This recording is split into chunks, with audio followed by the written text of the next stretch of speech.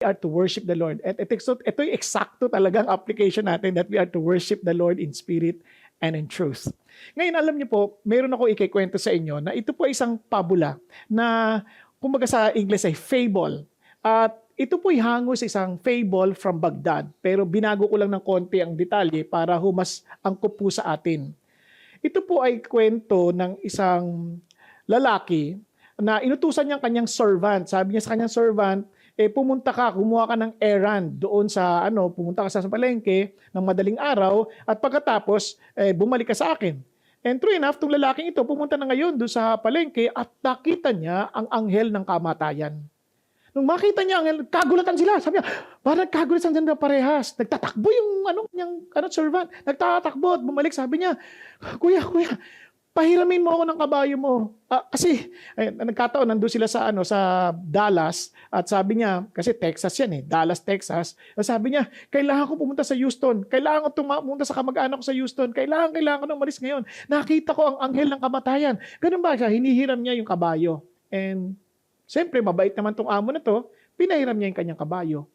At yung mamang yon, yung amo niya, pumunta rin sa palengke. At true enough, nakita niya rin doon ang anghel ng kamatayan. At sabi niya, uy, bakit mo naman tinakot yung yung alipin ko?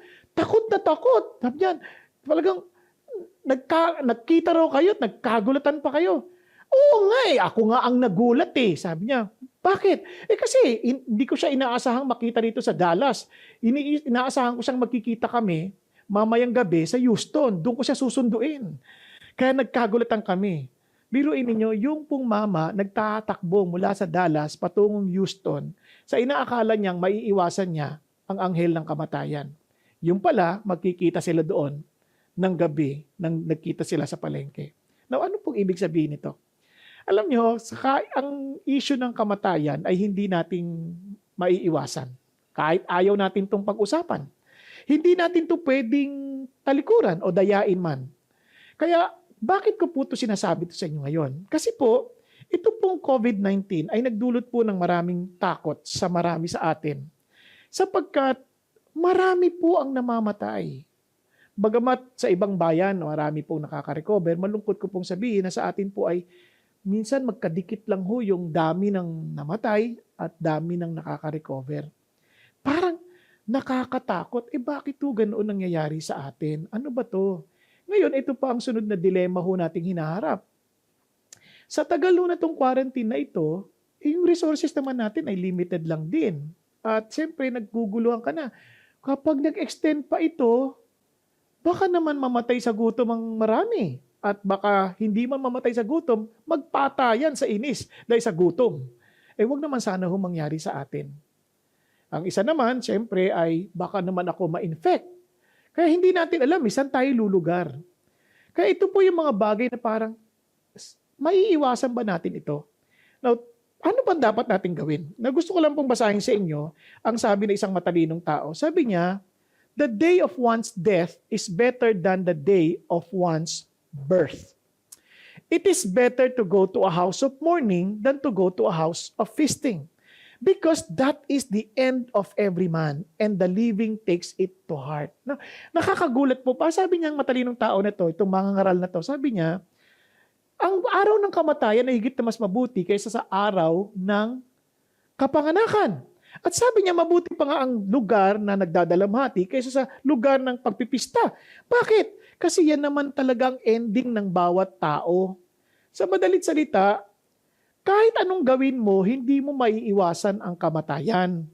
Kaya sabi nga niya, ang taong matalino, ang kanyang isip ay sa lugar ng pagdadalamhati. Sa madaling salita, pinag-iisipan niya ang kamatayan. Subalit ang mga isip ng mga mangmang ay nasa bahay ng pagdiriwang. Kaya yun isang bagay na dapat nating maintindihan. Bagamat hindi nating kayang iwasan ang kamatayan, ito ay pwede nating harapin ng may katalinuhan. Sabi ni Solomon, ang nagsulat nito yung mga ngaral, ang taong matalino, iniisip niya na yan. At alam niyo po, balikan natin tong COVID-19. Yan ang dinala sa atin sa marami. na, oops, wala pala tayong control sa ating buhay. Bigla tayong napaisip na ang ikli lang pala ng buhay, kaya iba-iba na ho ang reaksyon natin. May mga natatakot na, wow, di pa ako ready, bata pang mga anak ko. Paano na ako? Paano na yan pag ako nagkasakit at namatay? Yung iba naman ang iniisip, hindi, ang dami ko pang gustong puntahan, marami pa akong gustong gawin. Paano yan pag namatay ako? Ang dami nating naiisip, di po ba? Yung iba naman, hindi ako handa, saan ako pupunta pag namatay ako? At paano ang aking gagawin? Hindi ko talaga alam. So, paano natin ito matatakasan? Now, ang pinakamabigat na tanong, paano ka pa sasaya sa gantong sitwasyon? Now, alam niyo po bang meron pang isa pang bagay na dapat mong isipin bukod sa kamatayan? Kasi, bagamat itong panahon natin ay marami na tayong naririnig, naku, ito na ba yung mga huling araw? Kaya nga ang tanong ho ng iba ay, nabubuhay na pa tayo sa mga huling panahon o huling araw? O ito na ba yung sinasabi ng Bible? Paano tayo tutugon parang, wow, babalik na pa ang Panginoon Kristo? Now, pakinggan niyo po ng mabuti. Mamatay o dumating ang Panginoon Kristo, isang bagay ang sinasabi sa atin, may hangganan ang ating pamamalagi dito sa lupa. Now, ito pong napakaganda. Last week, ang ganda ho ng tinuro ni Pastor Peter tungkol ho sa muling pagkabuhay. At doon sa kanyang aralin at tinuro sa atin, napansin niyo po, merong nakalagpas sa kamatayan. At sinasabi natin na si Jesus at napagtibay ito sa legal na approach or legal approach, napagtibay na itong kamatayan niya ay mapapatunayan sa magitan ng mga ebidensyang kanilang malilikom. Kaya nga isa sa mga, kung naaalala pa ninyo, dalawa sa mga tanyag na abogado ang ginamit ng Pastor Peter na dati pong mga hindi naniniwala kay Jesus Christ, pero noong sila po ay nagsiyasat para ho tiyakin, dahil hinamon sila kung gamitin niyo yung galing ninyo. Sabi niya, para sa malaman mo kung totoo itong muling pagkabuhay ni Jesus, gamitin yung galing ninyo.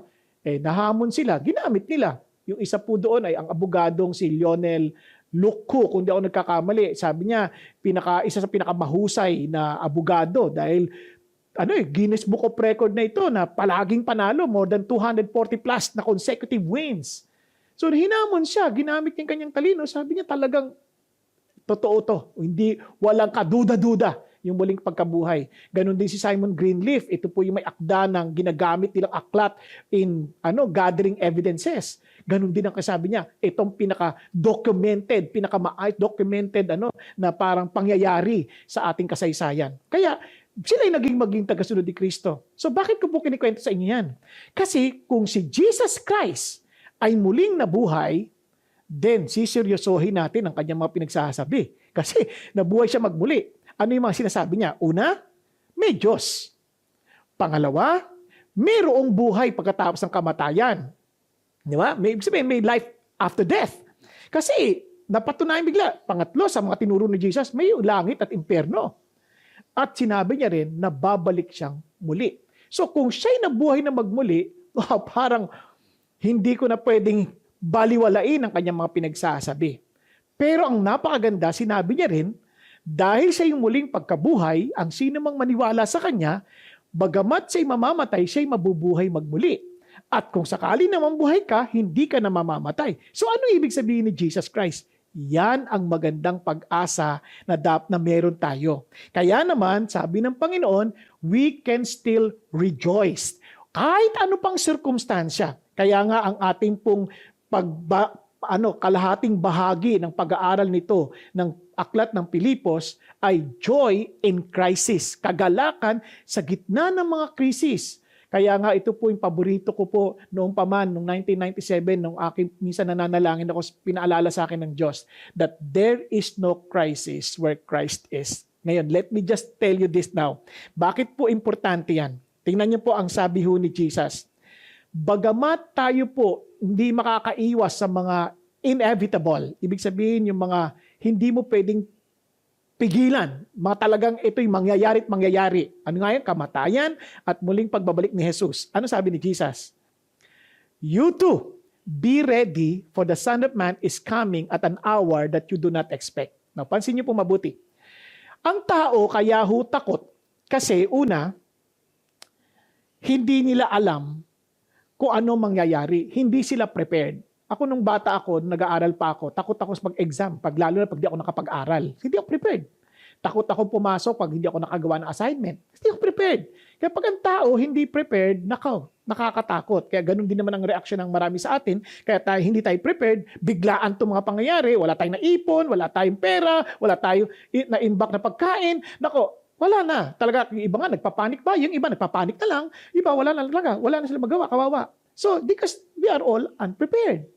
Now, yung iba naman, hindi natatakot. Dahil sa prepared sila, kundi yung iba mangmang lang talaga. Ibig sabihin, ignorante sa mga bagay-bagay, na parang katulad ng mga bata, hindi ko sinasabing mga, wala silang alam, no? Ibig sabihin, because they are young, parang busbus sila, and they're seemingly innocent, and they're not afraid of what's going on. To them, parang it's just an ordinary life. Now, they depend entirely on their parents. Now, pero kaya ang hamon ho sa atin para hindi tayo mabalutan ng takot to the point of paralysis na hindi na tayo makakilos, we need to be ready for the inevitable.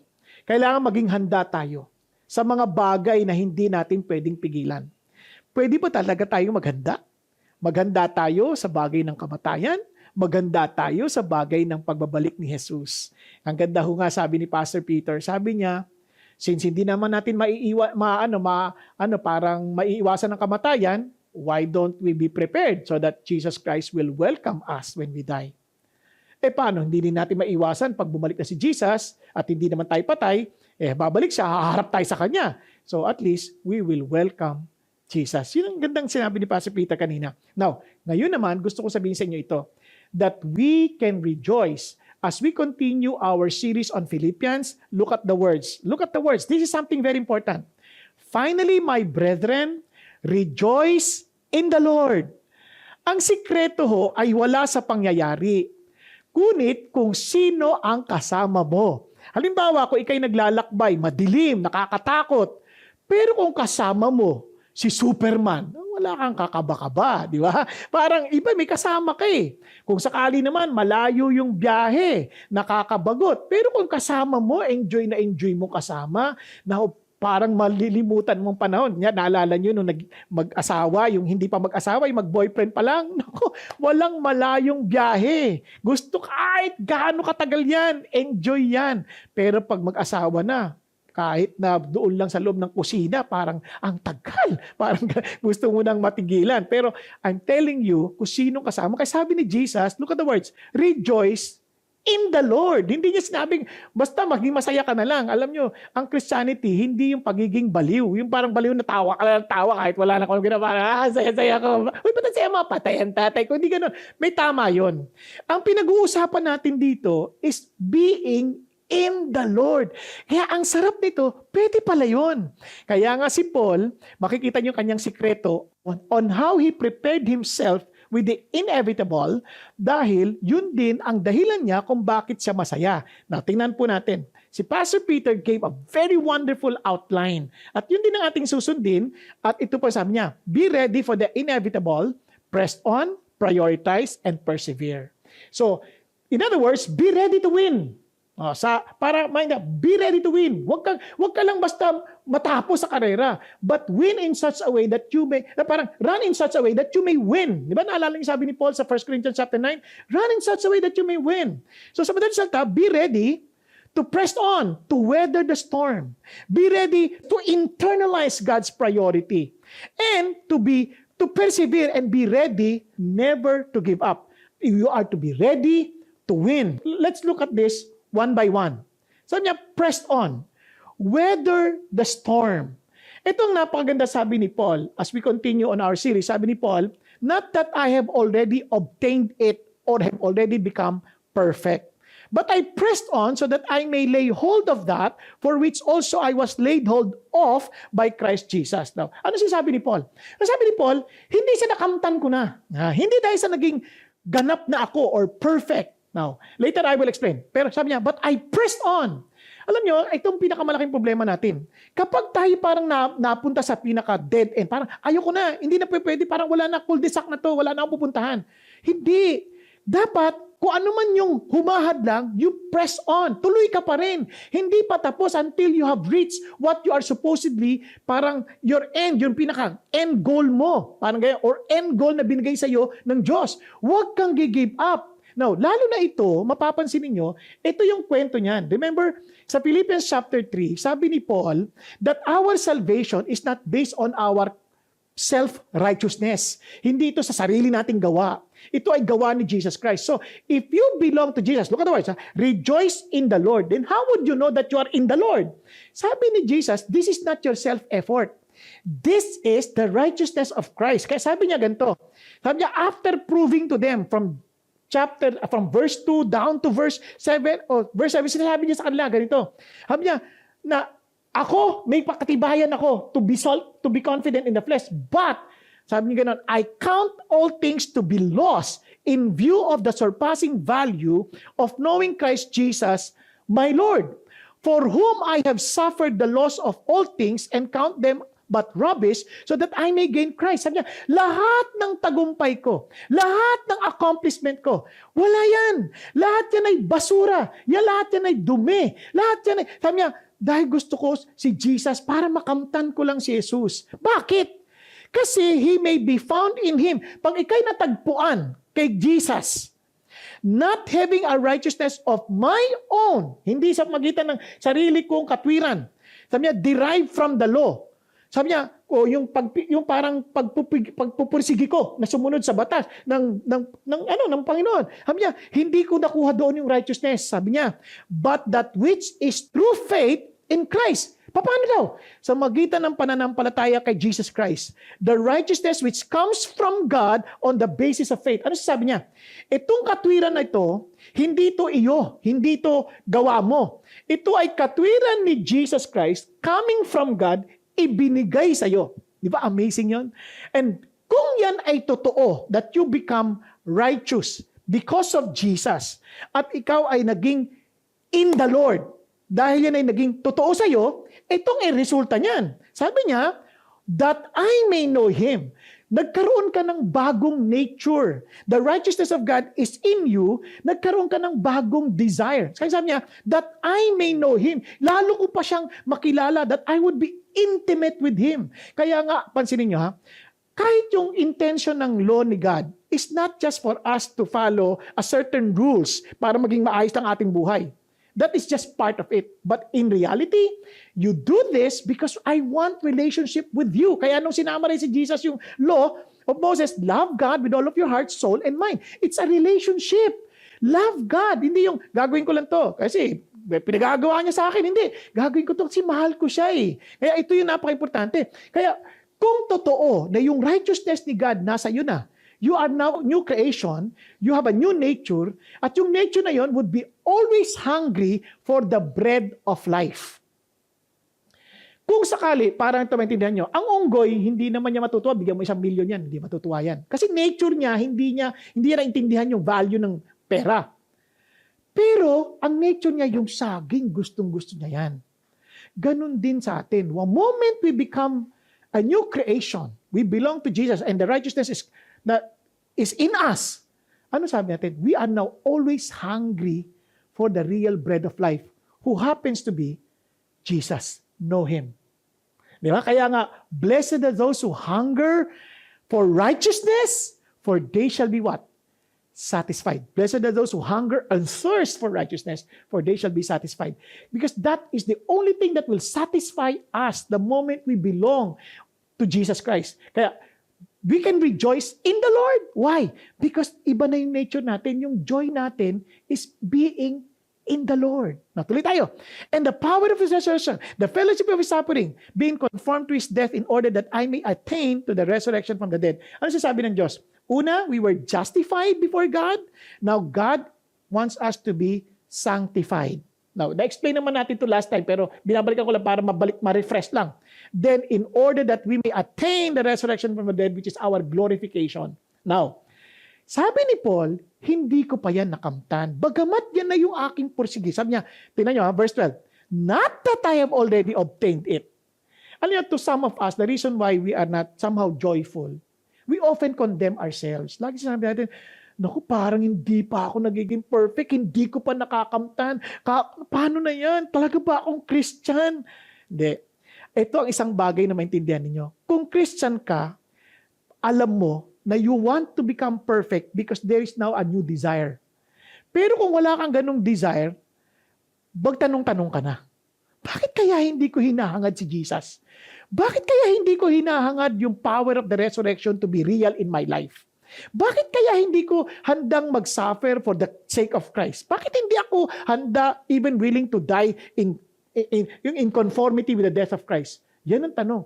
Bakit walang ganon? Pag walang ganon, kabahan ka. Bakit? Baka nga hindi mo pa talaga naintindihan yung to be in the Lord or to have His righteousness. Kaya dito nyo maintindihan, si Paul sabi niya, andun na sa akin yon. Kaya hindi sa nakamtan ko na. Now listen to this. As Christians, hindi natin yan makakamtan habang nabubuhay tayo rito. Kaya nga kapag nang feeling natin, arrive na tayo, nako, mapapansin nyo, hindi na tayo mag-grow at pag di na tayo nag-grow, mukhang may karamdaman na tayo kasi it's a continuous growth kasi eternal si Jesus eh. Now, ito ang malungkot. Pag hindi na tayo nag-grow, obviously, hindi na natin makikamtan yung joy. Makita natin, wow. So anong dapat natin gawin? Sabi ni Jesus. If somehow you feel nadapa ka, wag. Sabi niya, wag kang manatili dyan. Pumangon ka. Bakit? Press on. Press on. Ibig sabihin, ay, napana naman ako, ayoko na. Hindi. Bangon ka kasi kung talagang righteous ka, na yung righteousness si God nasa iyo, babangon ka. Tingnan nyo ha. The righteous man falls 7 times, but he rises up 7 times. Now listen to this. Why? How can you do that? So that I may lay hold of that for which also I was laid hold of by Christ Jesus. Ano sabi ni Paul? Kaya ko ito pinipress on at hawak kasi siya yung unang humawak sa akin. Siya yung humahawak sa akin. Parang picture ng bata na naglalakad. Hawak-hawak tayo ng Diyos. Nadapa ka because He is laying hold of us. Ibabangon ka niya. Kaya sabi ng Bible, when you fall, when you stumble, you will not fall headlong. Why? Because the righteous hand of God is holding you. Kaya iaangat ka niya. Kaya hindi ka sasadsad. Kaya babangon ka. Kasi He's laying hold of you. Kaya sabi nga ni Paul, that I may lay hold of that for which I also was laid hold of by Christ Jesus. Si Jesus ang nakahawak sa iyo. Kaya kumakapit ka along. Kaya pagkahawak ka niya, pagdadapa ka, hawak kang ganyan. So you keep on pressing on. Bangon ka ulit. Tuloy ka ulit. Kaya nga alam niyo po, maraming tao hindi na nakakatuloy. Kasi iniisip na kagad, I failed God, I failed. Yan ang kwento ni Judas. Si Judas, when he betrayed Jesus, hindi siya nakabawi. He did not press on. Bakit? Because he did not believe in the words of Christ. In other words, he did not believe Christ. Yes, he believed that he is righteous, he is innocent, but he never believed that Jesus Christ has the power and authority to forgive sin. Nakakalimutan niya, nagpakamatay siya. Pero tingnan niyo si Peter. Si Peter, noong siya binitray niya rin naman si Jesus, he denied him 3 times. But, balik siya kay Jesus. In fact, nung nakita niya si Jesus, tumalon pa nga siya, pumunta sa kay Jesus. Doon nga sila nag-usap Peter, do you love me? 3 beses. Kasi kung ako yun, kung hindi ako nakatingin sa heart ni Jesus, yung righteousness ni Jesus, at sa puso ni Jesus, si Jesus, tatakbo ako sa hiya. Kakahiya. Naku, nakakahiya. Nandyan siya. Lagot ako. Pero hindi, because I know that He's a merciful God. I know that He's a merciful Master. I will run to Him because He is laying hold of me. That I will lay hold of Him. Hindi ka susuko.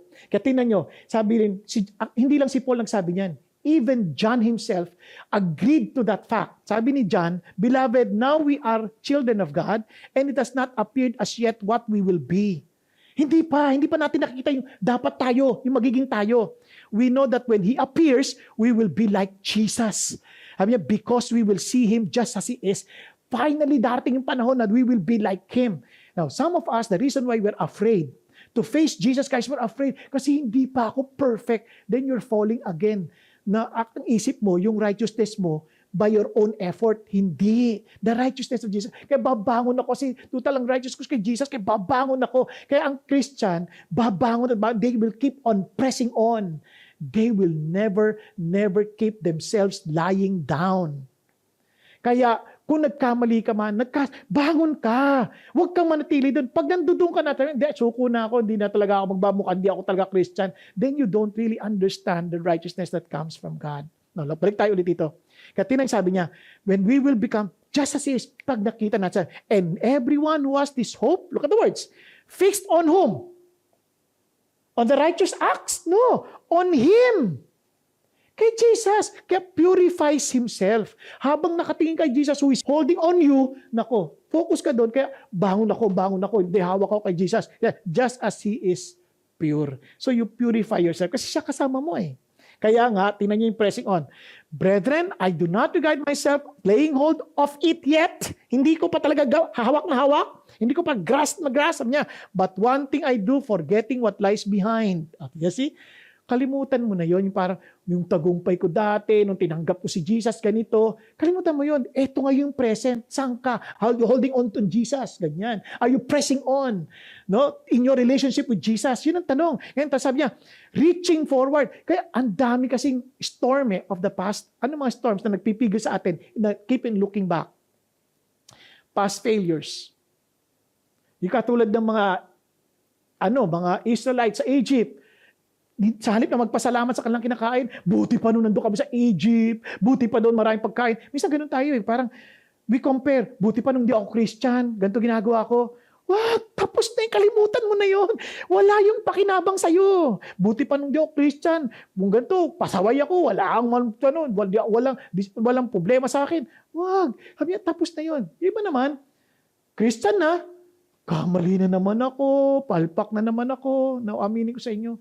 Ako rin, dami ko rin kapalpakan sa buhay. Pero ayoko mag-dwell na doon kasi ang inahanap ko si Jesus. Siya lang ang tinitingnan ko. Malala niyo si Peter, di ba? Nakita niya si Jesus, sabi niya, Lord! Oh, si Lord! Lord, kung ikaw yan, palakarin mo ako. Nakafocus na siya kay Jesus. Lakad siya. Nakalakad siya sa tubig. Ang lakas ng bagyo nun. Lakas ng bagyo. Pero tingnan niyo ha. Pagkatapos nun, siguro tinamaan ng tubig sa mukha, hangin na ramdaman, napatingin sa bagyo. Muntik siyang malunod. He lost his focus on Jesus. Pero this is something beautiful. Alam mong hawak siya ni Jesus. Bakit? Jesus never lose sight of Peter. Kaya pag sabi niya lulunod siya, Lord, save me. Agad-agad si Lord, hinawakan siya, laid hold of him, and saved him. Ano sabi niya, Peter? Why did you doubt? Mga kapatid, marami tayong mga naiisip, Christian pa ba ako? Ganyan. Alam mo, Christian ka, bakit? Kasi hangad mo pa rin si Jesus. Babangon ka, pero you will keep on pressing on. At itong amazing, merong mga sa likod naman natin, dala-dala pa rin natin yung sama ng loob, dala-dala pa rin natin yung sama ng loob natin sa ibang tao.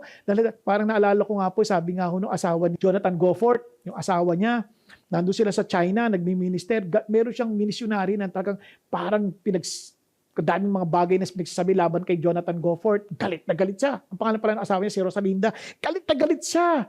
Kasi hindi niya madala-dala sa puso niya, lagi niya madala. 4 years, taglay-taglay niya yun. And sabi niya, surprisingly, I could not move forward. Hindi ako makatuloy-tuloy. I cannot press on. Kasi dala-dala niya yung sama ng loob. Kaya I'm telling you, yun, kalimutan mo na yun. Ibigay mo na sa Diyos yung sama ng loob mo. Iba, sama ng loob sa asawa, wag, bigay mo sa Diyos yun. Focus on Jesus. Just as Jesus Christ forgave you, forgive them.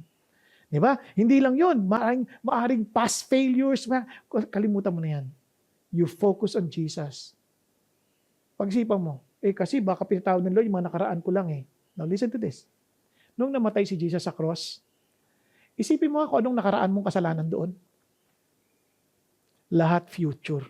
So when He died for you for your sin, He died for all of your sin. Wala ka ng dahilan tumingin patalikod. Kaya tingin ka lang kay Jesus. Yun ang sinasabi niya. I pressed on, forgetting what lies behind. I pressed on. Alam niyo bang amazing sa saltang press on? Pareho ng word na persecute. Keep on pounding, keep on beating. Si Paul, when he was not yet a Christian, hinahabol niya yung mga Christians. Sinusundan niya, hindi niya sila tinatantanan.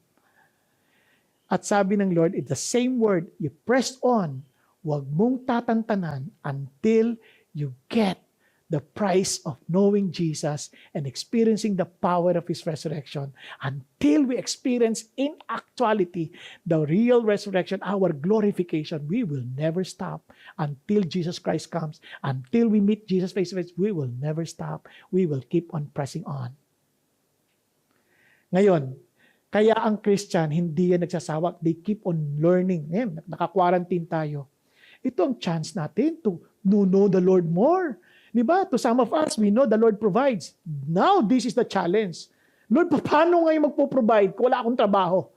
Yan ang challenge. Then let us know that He is really our Jehovah Jireh. Remember si Abraham? He came to really understand that God is Jehovah Jireh. Nung sumunod siya kay Jesus, kay God, inoffer niya yung kanyang anak si Isaac. Then he know that my God is Jehovah Jireh. Dito niyo matstek. Alam niyo, may mga kaibigan ako nakakatuwa. Sabi niya, Lord, hindi namin alam paano kayo magpo-provide. But you need, ito, widow. Nagkwento lang kahapon, widow. Sabi niya, wala akong sinasabihan ng aking pangailangan. But all of a sudden, may nagsabi sa aking kapatid, padadalang kita ng pera. Pinadalan siya ng pera. Pinadala ng grocery. Kung ano-ano. Ang daming kwento, left and right, on how the Lord provided for them. Bakit? Because that's how the body of Christ works. There's some sensitivity in the spirit and si Lord mismo kakausap. Parang si Elijah. Taggutom, nagpadala ng uwak para pakainin si Elijah. Nagpadala ng byuda ng saripat para pakainin si Elijah. And amazingly, yung Diyos ni Elijah ay siya ring Diyos natin ngayon. Kaya if your God is a God of Elijah, then don't just tell anybody that God provides. Experience the reality of His provision.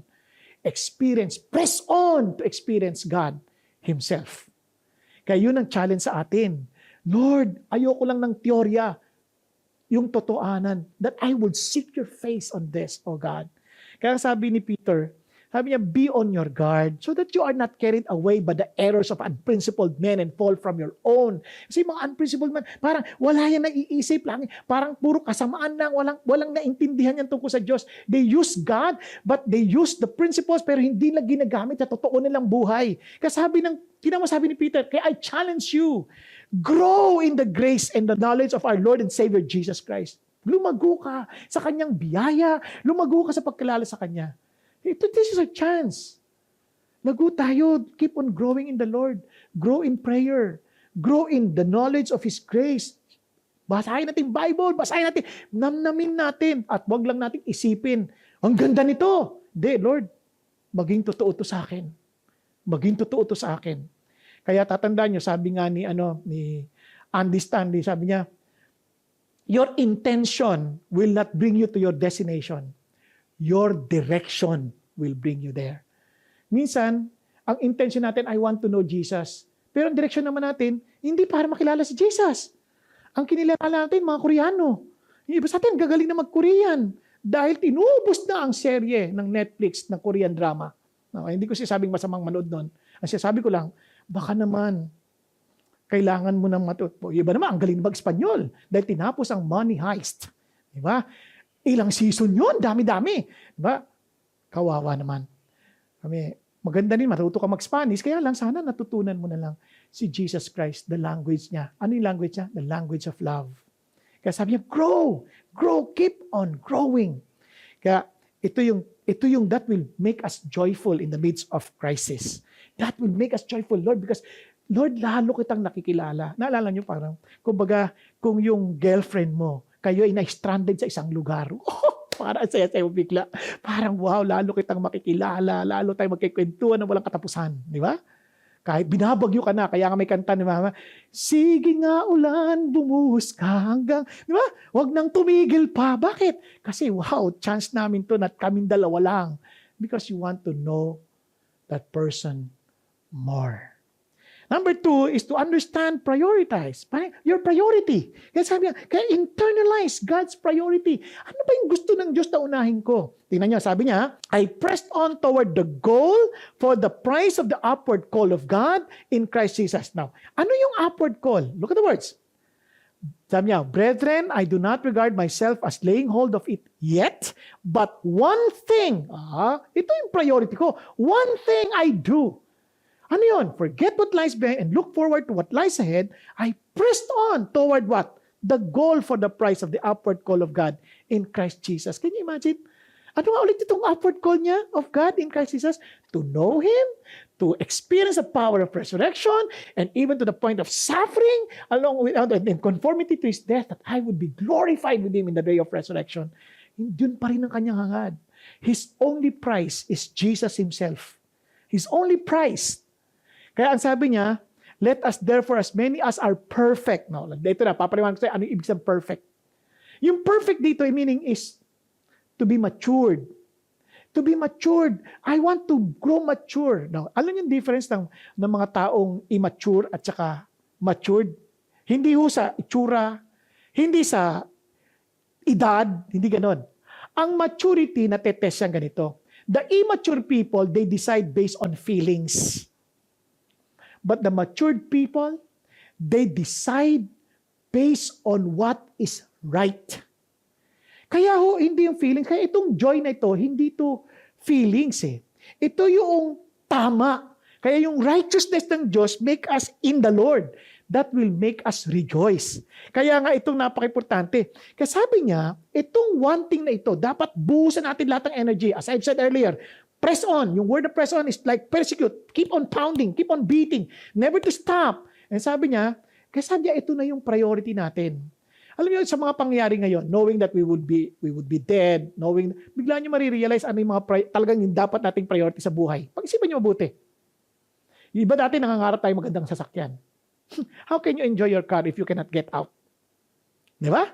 Now, nangangarap tayo magagandang damit. How can you use your clothing na doon ka lang lagi sa bahay? Wala. Bigla ako marirealize, parang, ano to? Bili ka ng maraming sapatos. O ako, hindi niyo makikita pa ako. Bakit? Hanggang dito lang makikita. So what I'm saying is this, bigla niyo sabi, ano pang pag nagmamalaki mo, lahat ng mga pinangarap mo, biglang, wala pala yun. Na alam niyo sa pangyayari ngayon, bigla niyo ma-realize, wala pala lahat ito mga to. Kaya ano yung priority mo? Kaya nga sabi ni Pastor Peter, tinuro niya noong wanting, sabi niya, yung word na priority, isa lang yan, hindi yan plural. Kasi if everything is priority, then there is no real priority. Kaya nga, there's only one priority, and that is Jesus Christ. And that is to be right with God. Yun ang priority natin. Kaya nga sabi niya, and that should also be our attitude. Sabi niya, have this attitude, and if in anything you have a different attitude, God will reveal that also to you. Kasi kung iba yung attitude mo, pagtatanong ka nga, tama ba talaga yung relasyon ko kay God? Baka mali, di ba? Kung ang attitude mo is not to put God as your priority, to seek Him first and His righteousness, baka iba. Balikan natin yung Matthew 6, for example lang. Matthew 6:32, sabi niya, for those who do not know God, they seek all these things. Ano yung these things? Clothing, food, drink, shelter. But for you, seek first His kingdom and His righteousness. Ano kung sabi niya? And all these things shall be added unto you. Oh, kapag ayos ka kay God, yung righteous, iba na yung pursuit mo. Yung attitude natin, pare-parehas. Isa lang hinahabol natin. To glorify God. To glorify Jesus. Di ba? Ngayon, kung meron kang ibang attitude, ipapakita rin sa iyo ng Diyos yan. Ngayon, kung hindi ka sa Lord, makikita mo talaga na, ay, hindi pala ako ganoon. Kasi iba yung hinahabol ko, iba yung priority ko eh. Now, however, let us keep living by that same standard to which we have attained. Di ba? Doon ang ating hangad na huwag tayong maligaw. Now, ito pong malungkot. Many people, they claim to be Christians. Pero ito yung atin niya, kung tama yung ating attitude, tama yung ating pinupuntirya, tinong sabi ni Paul, brethren, join in following my example. As I'm pursuing Christ, as I'm pursuing to be intimate with Him, as I'm pursuing, amazingly, si Paul ganyan, si David ganyan, Old Testament, that I may seek the Lord, di ba? Pare-pareho ka lang priority. to dwell in the house of the Lord, that I may seek Him. Pare-pareho, personal. Hindi yung religion na do this, do that. Hindi ganun. Ang kanya nga, Lord, I want to be intimate with Jesus. Kasi I want you to follow that same example. Na minsan nagkikwento kami sa bahay, sabi nga namin, if we are to turn from our wicked ways, which wicked way that God wants you to turn away from? Alam niyo, nakakatuwa. One of my children said, sabi niya, naisip ko, if I will tell people to follow me, or if I will see people to follow me, magugustuhan ko ba yung makikita ko sa kanila? And here is Paul telling us, follow my example. In 1 Corinthians chapter 11, sabi ni Paul, imitate me as I imitate Christ. Napaka-importante yun. Sabi niya, even Jesus Christ, you know what his pursuit was? And pursuit ni Jesus? To do the will of the Father. To please the Father. Kaya if Jesus is in us, palagay ko, anong magiging pursuit ng puso natin? To do the will of the Father. To prioritize the Father. Kaya sabi ni Paul, imitate me as I imitate Christ. Kasi ang totoo niyan, many of the others who claim to be with Paul, mga seemingly Christian, they started seemingly well. Ano sabi? For many walk, for whom I often told you, and now tell you, even weeping, that they are enemies of the cross of Christ. Di ba nakakalungkot yun? Parang nagsimula naman sila, naintindihan nila eh. Pero alam niyo bakit? Yung faith, tinetest yan eh. Yung faith, pagdating ng testing, bigla niyo malalaman kung talagang si Jesus nga yung faith natin. Kaya, or faith. Kaya sabi ni Paul, you better test yourself whether you are in the faith. Sabi niya sa Corinthians. Challenge ng mga Corinthians sa 2 Corinthians 13. Sabi niya, you better test yourself whether you in the faith unless you fail the test. Kasi may testing yan. Even God Himself will test us. Will test us with fiery trials. Will test us with, di ba? May mga test, even the mga Israelites, they were tested. Sabi ganoon, I gave them this instruction to get food a day. Sabi ganoon, because I'm testing them. Kasi minsan, pag nilabas mo na yung katotohanan, lalabas talaga. Pag tinest ka na, lalabas na yung totoo. Minsan sabi natin, I believe in God. Pag dumating na yung katotohanan na yung bagay nangyayari parang not against your, not favorable to you, naku, bigla kang minsan hindi ka nasusunod sa gusto ng Diyos. Sasample lang ko kayo. Halimbawa, nag-giit ka. Pag sinubo ka, halimbawa, sinabo ka lang. Yung mga estudyante, mag-exam. Lord, I believe that you will give me wisdom. Because sabi nyo nga sa James, ask for wisdom and you will give it generously. Eh, no exam na, wala ka masagot. Eh, babagsak ka pag di ko nasagot. Anong test? Yan ang test ngayon. Biglang, Panginoon, di ko na alam. Eh, biglang napatingin sa katabi mo. Ha! Answered prayer! Hallelujah! Di ba? Bigla ka na, nangopya na. Doon, test yun eh. Pero alam niyo, buti nga yan, hindi niyo na magagawa yan kasi wala nang kopyahan ngayon dahil ikaw lang mag-isa. Di ba? Naka-quarantine ka eh. Online yung exam. Pero, total, sasabihin naman ng teacher, open book. So, yun lang. Kaya lang, yun ang test. Dadayain mo ba? Ganon din sa bagay ng pagkuha ng pagkain. Alam niyo, marami sa atin na test. Di ba? Bibigyan ng pagkain. Yung iba tuwan-tuwa pa, kakuha ng tulong. Alam niyo, meron ka naman, huwag ka na maging swapang, ibigay mo na sa iba. Hindi yung, nakakuha ako. Yung walang-wala, hindi nakakuha dahil kinuha mo pa. Wag, maging tayo, natitest din yung natin yung kasupangan natin minsan. Kung talaga naniniwala tayo sa Diyos that He will provide for us, then wag na tayong magswapang. Let's learn to be more generous. Kaya sabi ng Lord, kawawa, they became enemies of the cross. Look at the words, whose end is destruction, whose God is their appetite. Look at what happened here. Tinest sila with pleasure. And itong appetite means yung desire of the flesh. And perhaps because of that testing, lumabas yung katotohanan. They were in sexual immorality, they lived against what the Lord. Kasi isip na, total Christian na ako, I'm forgiven.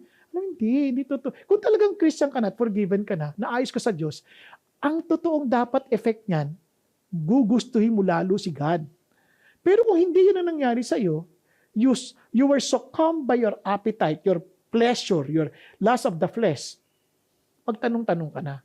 Now, kung nalaglag ka, alam mo you will never be happy. Babalik at ihingi ka ng tawad sa Diyos. Pero kung ini-enjoy mo na at nagpapatuloy ka na doon, naku, matakot ka na.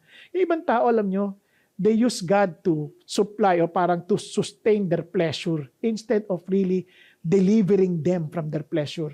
Minsan gagamitin pa yung Diyos to excuse their lust, to excuse their immorality. Hindi yung totoo yan. Sabi ni Paul, na winarningan niya, sabi niya, do you not know that the unrighteous will not inherit the kingdom of God? Huwag kang magpalinlang. Sabi niya, ang mga fornicators, ano yung fornicators? Nakikipagtalik o sa mga hindi nila asawa. Sabi niya, or even yung imaginations lang.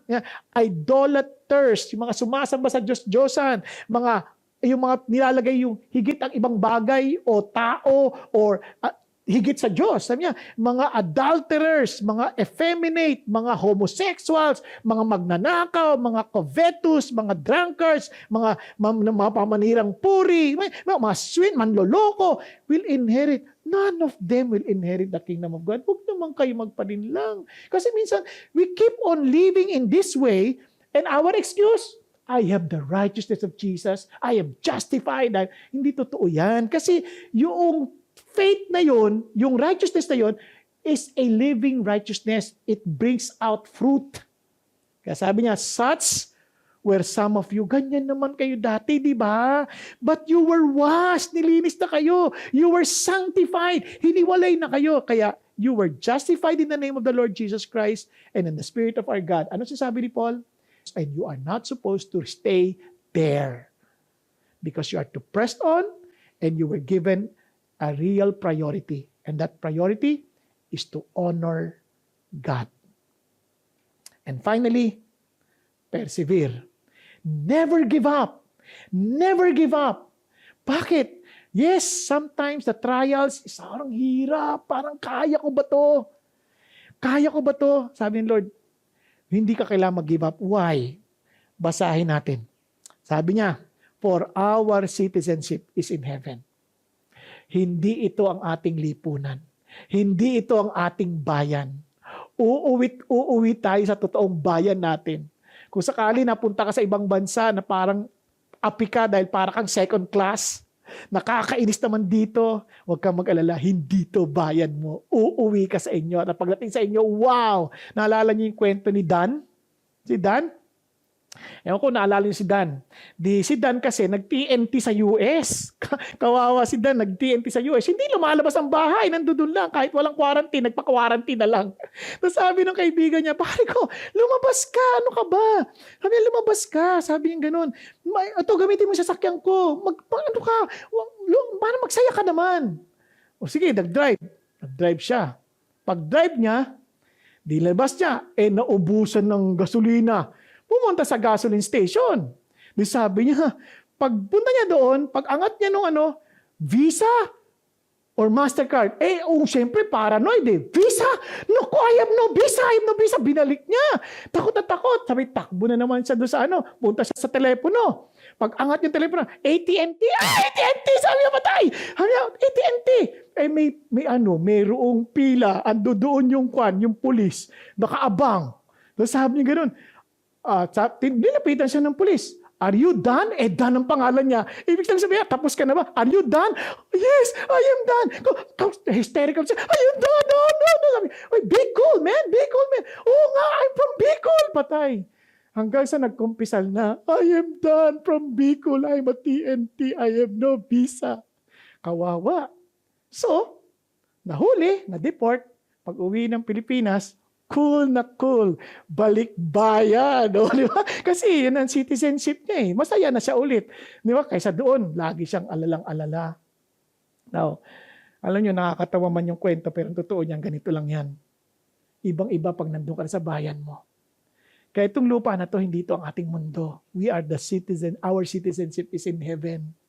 From which also we eagerly wait a Savior and Lord Jesus Christ. We're waiting, Lord, kailan mo kami susunduin? Kailan mo kami kukunin? Kung kami man ay mamamatay, Lord, excited kami, you will bring us home. You will bring us home. At kung sakali man darating at susunduin mo kami, Lord, thank you. You will still bring us home because you are our Lord and our Savior. You are our King and we belong to the kingdom of heaven.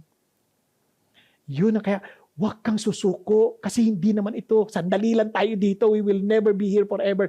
We will be in the kingdom of Jesus Christ that will never end. And look at the words.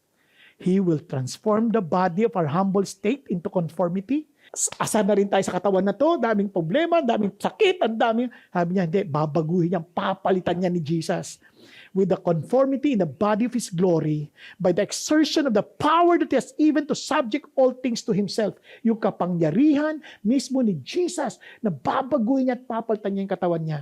Alam niyo pa paano pinaliwanag yan ni Paul sa Corinthians? Sabi niya, behold, I tell you a mystery. We will not all sleep. In other words, hindi lahat tayo mamamatay. Kasi sabi niya, but we will all be changed. Bagamat hindi tayo lahat mamamatay, mamatay ka o hindi, we will all be changed. Yan sabi niya. In a moment, in the twinkling of an eye, bigla lang, isang idlap lang. At the last trumpet, for the trumpet will sound, and the dead will be raised imperishable, and we will be changed. Ano sabi niya? Kasi yung doon sa panahon nila, nung panahon ng mga, nung panahon nila Paul, panahon nila Moses, pagka nagtrumpeta yan, tumunog, ibig sabihin, ready na. Pag pangalawa, ready, yan, be ready, be prepared. At yung pangatlo, march on. Yun na yung pangatlo, the last call, the last trumpet. And when that last trumpet come, na sinabi ng Lord, time to go home. Wow, we will be changed. We will be transformed. Look at this. Yung dead will be raised imperishable. Yung namatay, magiging hindi na masisira. Now, for this imperishable, with this perishable, must put on the imperishable. And this mortal must put on immortality. Wow, hindi ka na mamamatay. Now, look at this. When the perishable will have put on the imperishable, and this mortal will have put on the immortality, then will come about the saying that is written, death is swallowed up in victory. Wala na yung kamatayan. Sabi niya, oh death, where is your victory? Oh death, where is your sting? Asan yung kamandag mo o kamatayan? Asan yung kamandag mo? Naalala ko tuloy yung Numbers 21, no? Yung pagdatuka sila, patay na sila eh. Sigurado, patay na. Venomous snake. Pero pag nakatingin sila doon sa bronze serpent na ginawa ni Moses, sabi ni God na kung sino man tumingin doon, hindi mamamatay. Sabi niya, oh, where is your sting? Asan yung kamandag mo? Yun ang sinasabi niya. The sting of death is sin. Alam niyo kung kamandag ng kamatayan? Kasalanan. And we are all sinners, for the wages of sin is death. Now, and the power of sin is in the law. Yung batas, nagpatibay na talaga tayong mga makasalanan. But, hallelujah, thanks be to God who gave us the victory through our Lord Jesus Christ. The truth is this. If we are to look at our lives based on the law, we're dead. Wala tayong magawa. We're totally dead. But, because of Jesus, yung kamandag ng kamatayan na wala ng epekto sa atin. Kaya nga, rejoice in the Lord. If we are in the Lord Jesus Christ, wala nang kamandag ang kamatayan sa atin. Kasi sabi ng Bible, therefore, my beloved brethren, be steadfast. Maging matibay ka. Huwag ka susuko. Immovable. Always abounding in the work of the Lord. Huwag kang matakot. Tuloy mo yung pinagagawa ng Diyos sa'yo, knowing that your toil is not in vain in the Lord. Wow! Hindi masasayang ang anumang pinagpapagalan mo para sa Panginoon Diyos. Why?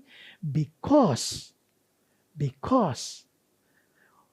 itong katawan na to we will be changed to something that will no longer be destroyed. Sabi nga ni Paul sa Romans, sabi niya, but if we hope for what we do not see, with perseverance, we wait eagerly for it. Kaya naman, yun ang inaabangan natin. Huwag natin abangan, positive na ba ako, negative na ba ako, hindi nang inaabangan natin, Lord. Sunduin mo man ako, mamamatay ako dito, you will change me. Sunduin mo man, hindi ako mamatay, susunduin mo kami, you will still change me. Kaya yun ang inaabangan ko. Kaya naman, we are to be ready to win. As in, weather the storm. Walang storm of the past. Walang storm of, whatever storm that will stop us, that will discourage us to go on. Just keep on pressing on. Weather the storm. Understand our priority is God. Internalize that. Internalize God's priority. I want to be with God. I want to know Him more. I want to grow in the knowledge of His grace. And never to give up, as in persevere. Persevere, never to give up. But we are to be ready to win. Look at the words of Jude. May sabi, Lord, baka hindi ko kayanin. No. Focus on what I want you to do. Be immovable. Do the work of God. You, beloved, building yourself up on your most holy faith, praying the Holy Spirit. Keep on praying. Keep yourself in the love of God. Manatili ka doon. Waiting anxiously for the mercy, ibig sabihin, the coming of the Lord, of Jesus Christ to eternal life. Antayin mo yun, mag-abang ka. Lahat tayo, nag-expect tayo. We had such excitement to see Him. Yung para bagang, pag sinabi sa'yo nung fiancé mo, halimbawa, engaged kayo. Pag sabi niya, darating ako ha, magstay ka na sa bahay. Punta lang ako sa bahay mo. Or, pwede ka pumunta sa airport, doon na tayo magkita. Palagay ko, you will always choose to go to the airport and wait for the person there. Ganun ka, abang ka, excited ka. Then, ano sabi niya? If you are truly excited, don't be excited alone. Be ready to win. Win, as in, save others, snatching them out of the fire. And on some, have mercy with fear, hating even the garment polluted by the flesh. Kaya naman, live a holy life for the sake of those people who could not see Jesus because they're looking at you and hoping that they would see Jesus because of you. Kasi sabi niya, even hate the polluted garments. So that would be attracted do sa glinis ng ating kasuotan. Diba? With words, as in, with our action. And sabi niya, and Lord, how can we be sure na okay ito na ang ginagawa? Because now to Him, not us, who is able to keep you from stumbling and to make you stand in the presence of His glory, blameless with great joy, to the only God, our Savior, through Jesus Christ our Lord, be glory, majesty, dominion, authority before all time, now and forever. Amen. He is able to keep us from stumbling because He's holding on to us. And, sabi niya, to make us stand in the presence of His glory, blameless with great joy. Hallelujah. Jesus our God, our Savior. Hallelujah. Yung iba, Lord, kaya ko ba? Paano ko magkaroon ng persecution? Paano ko may mga tribulation? Paano ko may hindi ko kayang kapighatian? Let me end with a story. Si Corrie ten Boom one time, he was talking to the African believers because he went through severe persecution. Nalagay siya sa concentration camp. And sabi niya, when she was sharing, doon nagkikwento siya sa mga African believers, sabi niya, tell us some more. And sabi niya, before I was persecuted, before I was placed in the concentration camp, I asked my dad, Dad, kaya ko ba? Natatakot ako eh. Kasi pahirap yung buhay. Kaya ko pa ba sa future pag tumindi na yung hirap ng buhay? Kasi more than death, mas takot ka tayo sa mga kahirapang dadaanan eh. Kaya ko ba? Can I press on? Can I still put you as my priority? Can I persevere? Paano kung pinipiga na yung ulo ng anak ko? Kaya ko ba? Sabi ng tatay niya, Corrie, kapag ba pinapunta kita sa isang lugar, pasasakayin kita sa train, kailan ko ibibigay yung ticket sa iyo? 1 week or 3 weeks from now? O 3 weeks from the time you travel? O yung araw ng pag-alis mo? Dad, sa araw ng pag-alis mo. Sabi niya, anak, ibibigay ng Diyos sa iyo ang kakayanan sa araw na kailangan mo na ito. And true enough, nung nandun siya sa concentration camp, sabi sa kanya, talagang dami niya ng kapighati ang nangyari. No, one time, sabi sa kanya ng Lord, you talk about the Bible. You talk about this, the Word of God. Nilabas niya yung Bible niya, sikreto niya nilalabas. Nakapaligod yung mga tao and they were listening to the story. Hala, nandiyan na yung guard, yung pinakamasamang guard, ang pangalan ay Lonnie. Sabi niya, worried na yung mga Christian, tago mo na yung Bible mo. Sabi si Corrie, gusto niya itago, but by the grace of God, sabi ni Lord, no, continue, share the story. So she shared the story. She went on. Alam niyo, ang amazing thing that happened, as she went on, yung guard nakatahimik lang. Then after hearing the story from the scripture, they sang songs. At nung kumakanta sila ng hymn, sabi nung guard, in-expect nila, galit ang guard kasi salbahing guard talaga, hindi naniniwala sa Diyos, talagang lagot sila. Sabi niya, sing some more. Pinakanta pa. And after the singing, Corrie was able to even minister to Lonnie. And Lonnie became a follower of Jesus. Mga kapatid, this is something wonderful. When you need the grace of God, surely that will be available to you at the right time. He will never be late. He will never be late. Let me just end. Finally, magla-end na talaga ako. Ito po yung isang bagay na hopefully that we will keep our composure to press on, to prioritize God, and to persevere. In other words, be ready to win, to weather the storm, to internalize God's priority, and never to give up. Sa isang eroplano, naikwento ko na to sa isang preaching ko, pero gusto ko ikwento lang ulit ito to end. Mayroon sa isang eroplano, di nagsaservice sila ng food, then all of a sudden the captain said, okay guys, that's the service of the food, that's will be parang stop, matitigil muna dahil may matinding turbulence. So true enough, bigla tinigil yung service, bigla yung eroplano nag-dive na matindi, parang kaya sigawan yung mga tao, sigawan. Pagkatapos, yung bata, wala, relax na relax lang, nagbabasa lang. So to make the long story short, nung nag-land na yung aeroplano, tinanong niya, Iha, bakit ikaw, kalmado ka lang, hindi ka natatakot? Sabi niya, kasi po, yung tatay ko yung pilot, at sinundo niya po ako, and surely He will bring me home. And He will bring me home. Mga kapatid, the reason why we can press on and prioritize God and persevere, you know why? Kasi siya ang unang may hawak sa atin. Siyang may hawak sa atin. And He will bring us home. Ang tanong lang ay, kasama mo ba talaga si Jesus? Nakatitiyak ka ba talaga na si Jesus ang may hawak sa'yo? O hinahawakan mo ang sarili mo? Niyayakap mo ang sarili mo?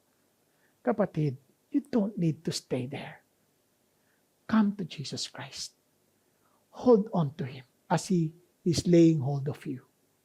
Hold on to Him that you may press on, that you may prioritize Him, that you may persevere.